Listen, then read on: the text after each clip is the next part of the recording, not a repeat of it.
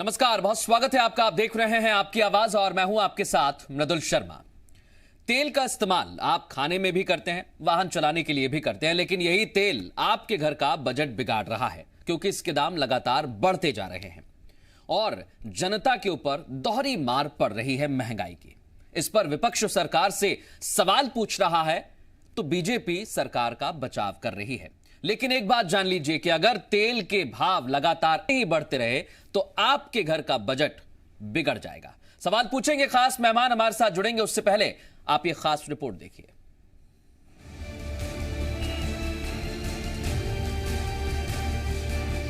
MP में तेल नहीं, तेल की धार देखो। एक बार नहीं, बार बार देखो और अब की बार 90 पार देखो। सिवनी, शिवपुरी, सतना, शहडोल, खंडवा हो या खरगोन, नरसिंहपुर से लेकर नीमच तक आम आदमी का तेल निकल रहा है। ये तो वो तेल है जिससे आपका वाहन चलता है। अब जिस तेल का स्वाद आप लेते हैं वो तेल भी आपका बजट बिगाड़ रहा है। कैसे? तो जान लीजिए। 90 रुपए में मिलने वाला खाद्य तेल 115 रुपए तक पहुंच गया है। तो सार ये है कि तेल ने बजट का खेल बिगाड़ दिया है, लेकिन सियासत की रेल को रफ्तार दे दी है। बढ़ते दाम पर कांग्रेस ने बीजेपी सरकार को निशाने पर लिया। वोट बटोरने का काम अब चूंकि खत्म हो चुका है, इसलिए क्रूड ऑयल की कीमतें घटने के बाद भी केवल भारत एक ऐसा देश है जहां पर पेट्रोल और डीजलों की कीमतें बढ़ाई जा रही हैं। जब कीमतें क्रूड की घट रही हैं तो इसकी कीमतें क्यों बढ़ाई जा रही हैं? सरकार को इस बात की सफाई देना चाहिए। कांग्रेस कह रही है कि चुनाव जाते ही जनता की जेब पर सरकार ने बोझ बढ़ा दिया, लेकिन बीजेपी इससे सहमत नहीं और सरकार का बचाव करते हुए कहा कि कीमत तो बाजार निर्धारित करता है।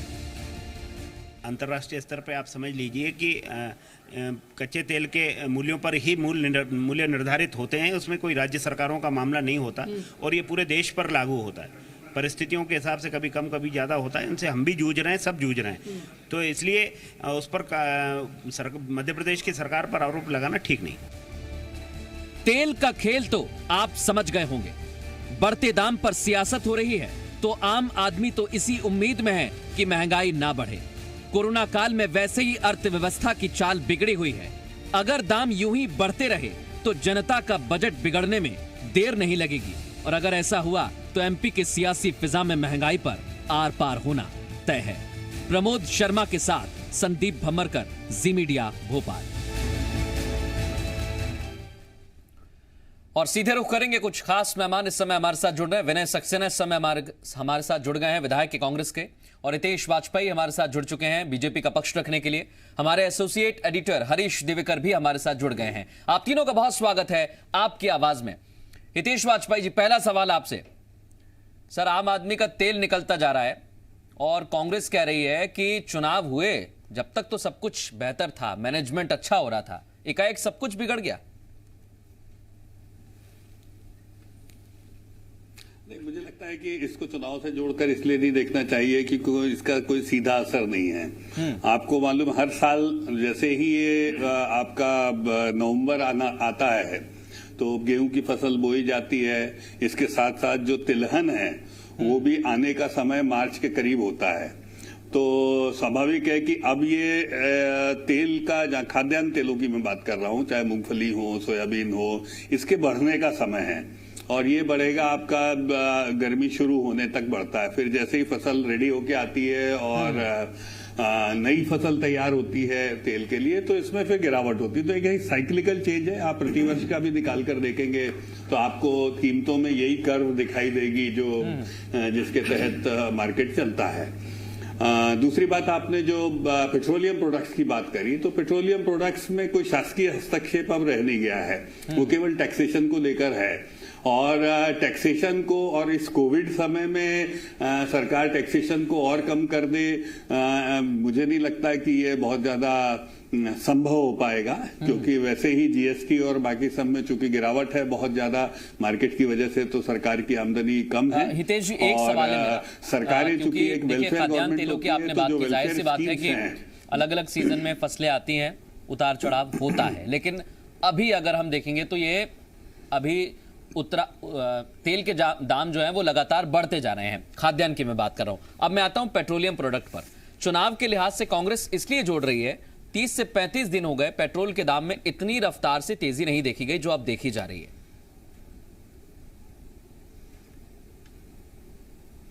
देखिए, पेट्रोलियम के प्रोडक्ट मैंने बताया, इसमें कोई शासकीय हस्तक्षेप राज्य सरकार का तो है नहीं। और कांग्रेस का, देखिए कांग्रेस की मैं तो एक बात याद दिला देता हूं, हालांकि मैं अभी मूड में नहीं हूं क्योंकि चुनाव नहीं है, तो मैं कांग्रेस को बहुत ज्यादा दोष नहीं दूंगा। पर कांग्रेस ने भी एक चुनावी वायदा किया था कि वो 10 रुपए प्रति लीटर पेट्रोल घटाएंगे, और जो उनका जो पेट्रोल का जो राज्य सरकार का टैक्स है, ये कोविड के पहले का वादा था विधानसभा चुनाव के समय में, कि उसमें वो कमी करेंगे। हरीश जी तटस्थ रूप से उसका अनुमोदन भी कर देंगे, और फिर उसके बाद सरकार चली गई, लेकिन 15 महीने वो नहीं कर पाए। मैं इसमें बहुत ज्यादा राज्य सरकार को दोष इसलिए नहीं देता हूं, लेकिन कि जो एक बात फॉरेन है पॉलिसी और तेल की हमें मानना पॉलिसी, होगा, ये दो चीजें ऐसी है कि अमूमन बहुत ज्यादा अफेक्ट नहीं कर पाती है। राजस्व चाहती है कि उसे राजस्व मिले, तो जनता की जेब पर कब तक डाका डालते रहेंगे? क्योंकि सर देखिए, एक के बाद एक मुश्किलें बहुत सारी हैं कोरोना काल में, और ऊपर से तेल के दाम बढ़ जाएंगे, वाहन भी चलाना मुश्किल है और खाना भी मुश्किल हो जाएगा।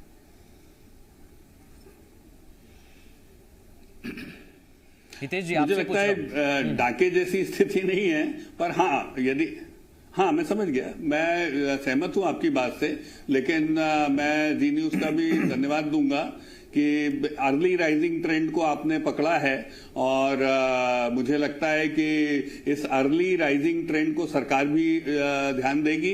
और यदि इसके पीछे कोई कृत्रिम कारण है, क्योंकि कभी कभी जो राइजिंग ट्रेंड होता है इसका कीमतों का, तो जैसे होर्डिंग है, कालाबाजारी है, इस प्रकार की चीजें हैं, तो बिल्कुल शासकीय हस्तक्षेप होना चाहिए। मैं अब विनय जी के पास जा रहा हूं। चाहिए, बाकी नेचुरल ट्रेंड तो हमको फॉलो करना पड़ेगा।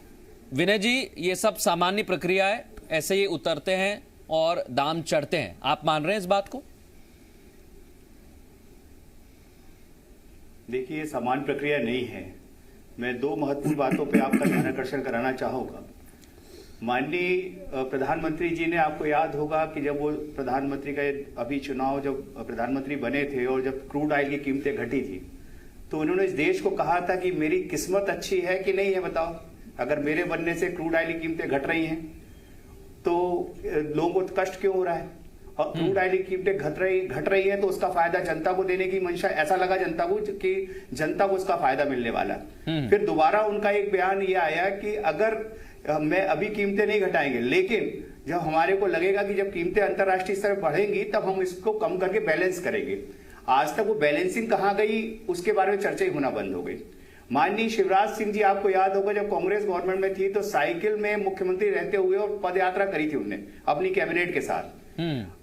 बहुत सारे बीजेपी के नेताओं ने सड़कों पर प्रदर्शन किए थे। ये संवेदनशीलता अब कहां गायब हो गई, मैं ये पूछना चाहता हूं। दूसरी बात आग्रह करना चाहता हूं, एक टैक्स एक देश, पूरे हिंदुस्तान में वादा करके जीएसटी के लिए इतना रात को लोकसभा में इतना बड़ा कार्यक्रम इतना भव्यता के साथ किया गया, जैसे स्वतंत्रता संग्राम का हमने का वो अभियान जीत लिया।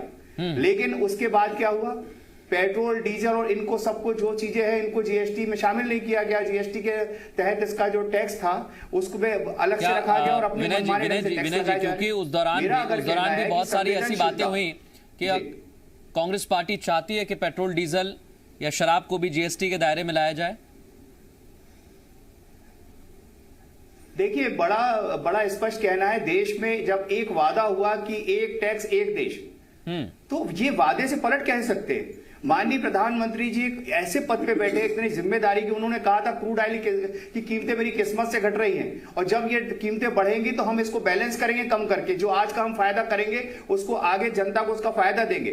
तो देश जवाब यही तो चाहता है कि जो आपने कहा था वो किया क्यों नहीं। क्या ये भी सिर्फ 15 लाख के वादे जैसे चला जाएगा? क्या ये भी हमारे बेरोजगारी 2 करोड़ लोगों को देने के लिए जो रोजगार देने की बात है वैसी हो गया? तो क्या सिर्फ जुमलेबाजी चलेगी इस देश में?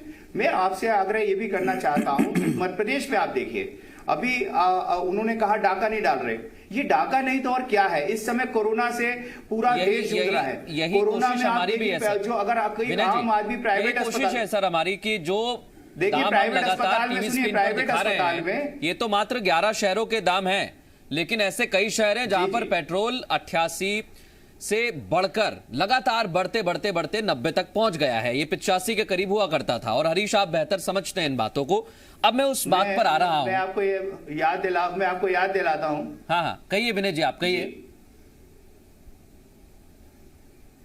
मैं ये कहना चाहता हूं, चुनाव के पहले तो जब कांग्रेस कह रही थी अब ये तो 100 पार हो जाएगा, चुनाव के पहले तब तो ये कोई कीमतें नहीं बढ़ी।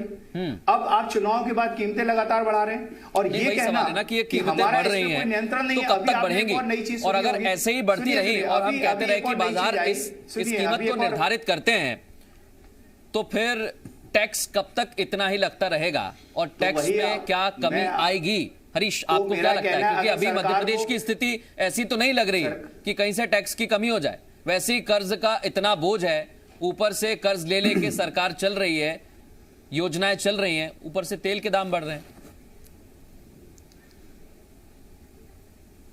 मृदुल, ये मध्य प्रदेश का दुर्भाग्य कहा जाएगा कि कांग्रेस जब सत्ता में थी वचन पत्र में लाई थी पेट्रोल डीजल का टैक्स कम करेंगे, लेकिन जब बात आई तो जून में 2-2 रुपए बढ़ा दिए गए और उसके वजह और उस समय बढ़ाया गया जब केंद्र सरकार ने बढ़ाए, जिससे जब केंद्र सरकार ने बढ़ाया उसी साथ रातों रात बढ़ाया गया, जिससे कि केंद्र सरकार भाजपा भी आरोप नहीं लगा पाए क्योंकि भाजपा खुद फंस चुकी थी, वहां पे बोलती तो मोदी सरकार ने बढ़ाए थे। तो बहुत स्मार्ट तरीके से बढ़ाए गए। बाद में जब सवाल उठा कि वचन पत्र का तो कांग्रेस ने कहा 5 साल की सरकार आगे घटाएंगे। अब आ गई भाजपा सरकार जो आरोप लगाती थी, भाजपा ने भी यही खेल किया कि भाजपा ने जो कहा था कि पेट्रोल डीजल का टैक्स है कम करेंगे, कांग्रेस नहीं कर पाई। और जब पिछली सरकार में बात चल रही थी, अब जब जैसे हितेश जी ने कहा बड़े स्मार्ट हैं और वरिष्ठ नेता है लेकिन बहुत अच्छे प्रवक्ता भी है, पार्टीवाद रखते हैं, इन्होंने कहा कि ये केंद्र का मामला नहीं है और सरकार के हाथ में नहीं है, ना राज्य सरकार के हाथ में है। भैया लेकिन जब आप टैक्स ले रहे हो, मध्य प्रदेश में सबसे ज्यादा टैक्स है, 33% है पेट्रोल पे और 23% डीजल पे। इसके अलावा 4.5 रुपए पेट्रोल पे अतिरिक्त कर लिया रहा और 3 रुपए डीजल पे अतिरिक्त कर लिया रहा। ये हाईएस्ट है एमपी में। जब आपका रेट बढ़ रहा है तो ऑटोमेटिक जो कर ले रहे हो ऑटोमेटिक उसकी राशि बढ़ रही है, आप कम कर दो तो मतलब आपको जो खजाने में पैसा मिल रहा था वो तो मिल ही रहा है। लेकिन आप कह रहे हो सरकार के पास कोरोना में संकट है, तो कोरोना में आम आदमी के पास भी संकट है। आम आदमी का रोजगार चला गया, आम आदमी खाने को नहीं है, आप सरकार का संकट देख रहे हो। बिल्कुल, मैं यही कहना चाह रहा हूँ हरीश, मैं यही कहना चाह रहा हूँ। जो बात आपने कही इसी से जुड़ा हुआ मेरा हितेश वाजपेयी जी आपसे सवाल है, क्योंकि आप बड़ी आसानी से इस बात को कहते हैं कि बाजार निर्धारित करते हैं कीमत, इसमें कोई दो राय नहीं है सर, बाजार निर्धारित करते हैं, लेकिन सरकार के पास भी कुछ ना कुछ अधिकार हैं और उनका प्रयोग क्या जनता की बेहतरी के लिए किया जा सकता है? देखिए, 2-3 बातें फिर मैं बहुत स्पष्ट कर देता हूं। पहली चीज तो लगभग 30% जीएसटी का कलेक्शन 3 क्वार्टर हो गए हैं, तीसरा क्वार्टर चल रहा है, हम ये मान के चले पोस्ट कोविड, जिसमें डाउन है। तो जो प्राप्तियां हैं आप समझ सकते हैं, स्वाभाविक है कि उसी दर से डाउन है। लेकिन मध्य प्रदेश में कभी आपने अभी हाल ही में केंद्र सरकार की तरफ से यह आंकड़ा आया था जिसमें यह बताया गया कि जीएसटी कलेक्शन जो है कई राज्यों का बढ़ा है और जीएसटी कलेक्शन धीरे धीरे बढ़ गया है। अगर हम कंपेयर करें पिछले 6 महीने की बात तो उसमें बढ़ोतरी भी हुई। बोल रहे हैं कितना बढ़ गया है? हाँ ठीक है ना, मैं आ रहा हूं ना, मैं आपको बता रहा हूं ना कितना हुआ, वो भी बता देता हूं। निर्मला सीतारमण जी की लास्ट प्रेस कॉन्फ्रेंस जो थी, मेरे ख्याल से 8 दिन पहले की बात है, 7 या 8 दिन पहले की है, मैंने भी वो सुनी थी। लगभग 10.5% जो डाउन हुआ था उसका 10.5% इंक्रीज हुआ है, मतलब जो हमने बॉटम टच किया था। तो ये बात सच है। और 10.5% हुआ मतलब आप 29.6 को 10.5% यदि घटाएंगे तो आप अभी पाएंगे कि अभी नॉर्मल जो हमारी पेस थी उसमें भी 20% की कमी आई है। मतलब अभी जो हमारा घाटा है उसी को पूरा कर रहे हैं सरकार को चलाने के लिए। तो मैं अपने मूल विषय पे आता हूं। तो ऐसा नहीं है कि हमने नॉर्मेलिटी गेन कर ली है।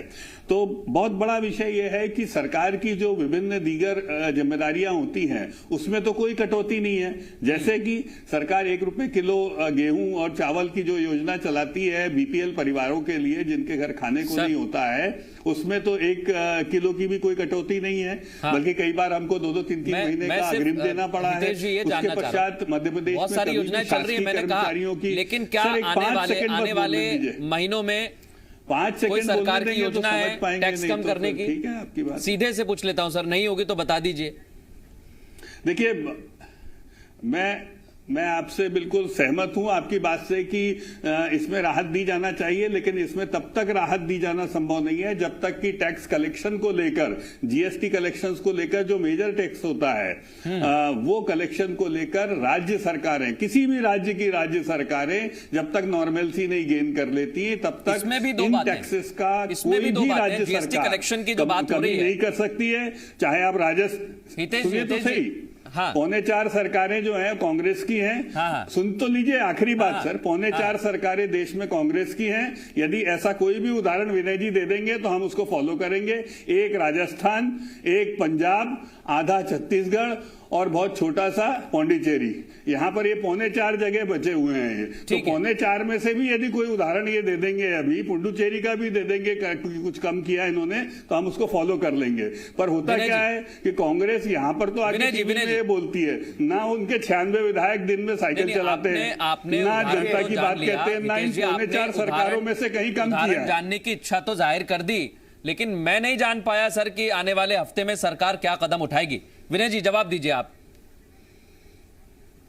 मैं तो आपको स्पष्ट बोल रहा हूं, जब तक राज्य सरकारें नॉर्मलसी जीएसटी कलेक्शन का नहीं ले लेती तो देश की कोई भी राज्य सरकार नहीं कर पाएगी। और यदि इनकी 4.25 सरकारों में से एक भी करती है तो हम उस कदम को स्वागत करेंगे, आगे बढ़ेंगे। आपको जो इस समय हमारे दर्शक नहीं तो ये राजनीतिक आरोप है।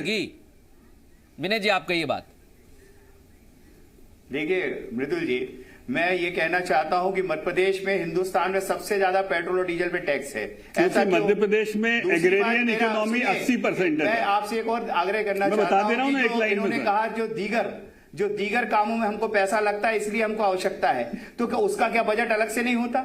मैं ये भी पूछना चाहता हूं। तीसरी बात, मध्य प्रदेश में पिछले एक मिनट साहब, उसका अलग से बजट होता मतलब ₹1 का भी नहीं, एक मिनट आप गुमराह, विनय जी आप गुमराह मत करिए। नहीं, मैं गुमराह नहीं कर रहा हूं भाई। आप विधायक हैं, आप विधायक हैं, आप जाते हैं कि प्राप्तियां और खर्च इसी का संतुलन होता है बजट। ना अभी मैं आपने कहा तो आप क्या चाहते हैं? हिंदुस्तान में बाकी जो 4.25 प्रदेश आपने कहा, आपके कांग्रेस के 4.25 प्रदेश में से एक जगह बताइए आप। मध्य प्रदेश के अलावा क्या बाकी जगह इतना 33% है? राजस्थान नंबर 1 है। सुनिए हरीश जी बता दीजिए इनको आप। क्या केंद्र सरकार जीएसटी का पैसा राजस्थान देश में नंबर 1 है। एक सेकंड विनय जी कुछ कह रहे हैं। हितेश जी विनय जी कुछ कह रहे हैं, वो कह रहे हैं कि हमें अपने राज्य का पैसा केंद्र सरकार क्यों नहीं दे रही। बताते जाइए टैक्सेशन मैं बताते जाता हूं आंकड़े भी, थोड़ा समय कम है इसलिए विनय जी बात रखें, फिर मैं हरीश के पास जा रहा हूं। हमारे डॉक्टर साहब जो कह रहे हैं, मैं ये कहना चाहता हूं कि हिंदुस्तान की जो सरकार है वो मध्य प्रदेश हो या अन्य स्टेट के जीएसटी का पैसा क्यों नहीं दे रही? दे रही है। जीएसटी का पैसा दे क्यों नहीं दे रही है? नहीं तेज वाजपेयी जी, अभी जीएसटी का पैसा नहीं मिला है। जीएसटी का पैसा नहीं मिला है, मिलेगा, लेकिन मिलेगा।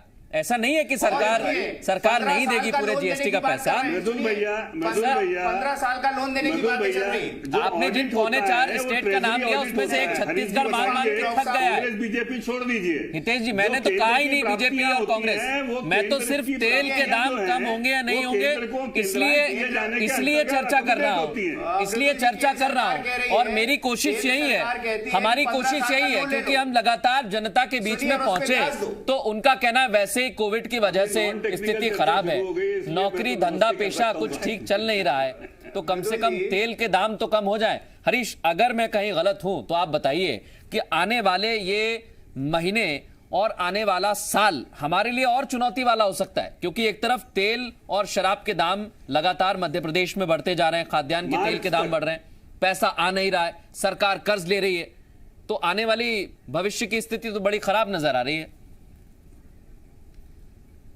बिल्कुल निश्चित तौर पे खराब आ रही है और मध्य प्रदेश के लिए बड़ी चिंताजनक स्थिति है। जैसा मैंने कहा कि कांग्रेस सरकार ही तब भी ये बात कहते रहे स्थिति सुधरेगी तो हम प्रदेश के लिए जनता के लिए सोचेंगे। अब तो खाने का तेल मतलब आदमी पेट में तेल डाले या गाड़ी में तेल डाले, दोनों तरफ महंगाई की मतलब मार है।